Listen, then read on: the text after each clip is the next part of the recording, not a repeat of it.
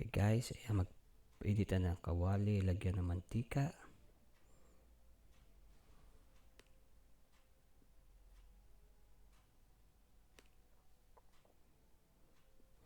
Ilagay ang bawang. Haluin siya ng haluin para hindi siya masunog. So, halo lang ng halo hanggang maging golden brown. Sige, halo.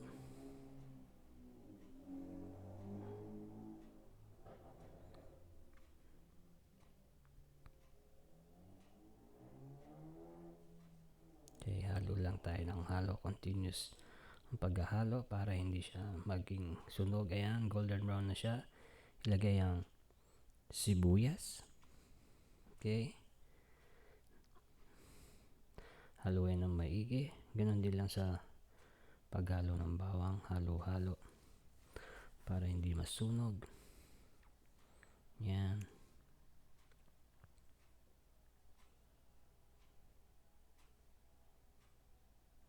Halo-halo.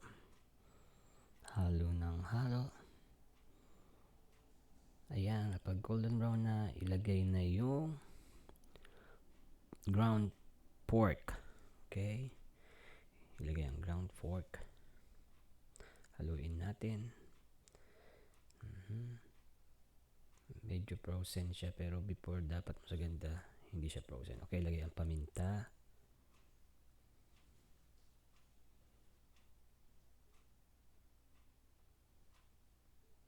Ang soy sauce. Yan. Ang ginamit kong soy sauce dyan is Korean soy sauce. Yan. I-mash nyo lang siya. Supposed to be mix na mix siya. Okay, haluin. Ayan. Pipiin para pumasok ang lasa ng soy sauce and vinegar. Soy sauce and pepper. Yan.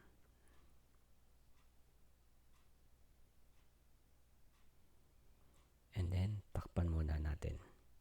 And then, after that, maluto na yung pork. Ilagay ang carrots. Yan.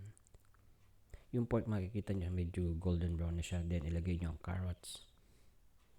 Yan, haluin yung carrots.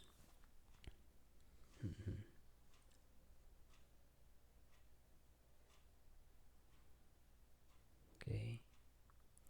So, after na mahalo yung carrots, lagyan ng konting water para lumambot ng konti yung carrots and yung pork lumasa dun sa sabaw. Yan. So, halo-haloin lang natin. Okay? Titakpan natin. Wait na mag-boil. Ayan. So, kumukulo na siya at malambot na yung carrots. Ilagay yung dried shitake and then yung fresh mushroom. Okay. And then yung scallion. Okay. Haluin natin siya. Halo.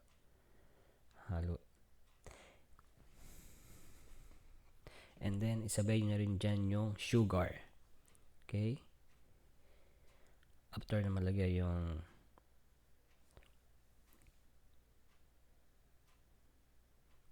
yan, lagay yung sesame oil. Buhos ng sesame oil. Siguro mga 2 tablespoon. Mas masarap pag maraming sesame oil. So, nasa inyan 2 tablespoon, 3 tablespoons the best. So, kasi lasa niya. Then, takpan natin. Wait na mag-boil. And then, after nag-boil na siya, ayan, ilagay natin yung noodles. Japchae noodles. So, yung Japchae noodles na yan, pinakuluan na natin siya sa mainit na tubig na may oil. Yan, pakuluin nyo lang siya ron. Parang para nagpakulo ka ng pasta ng spaghetti. Ganun lang yon.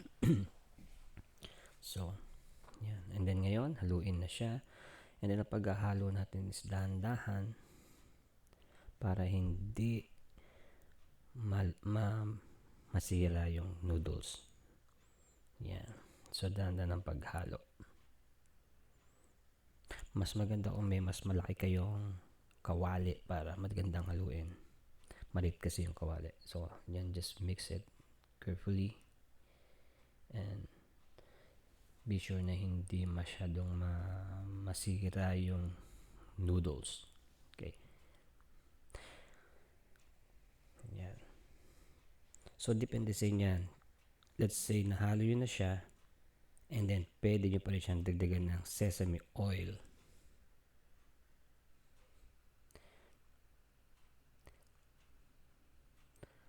Yan. Kasi, pampakintab and pampadagdag ng lasa. Yan. Continuous lang halo. And then, yung apoy natin is medium. Medium lang. Okay? Ayan. Medyo okay na yung halo. And then, pag nakita nyo medyo dry, so put a little bit of water. A little bit lang. Pero ito kasi I think okay naman na yan. So, minsan kasi nagiging medyo dry. So, just put a little bit of water and then mix nyo lang. Okay. Ayan ang Japchae. Finished product Japchae. Okay.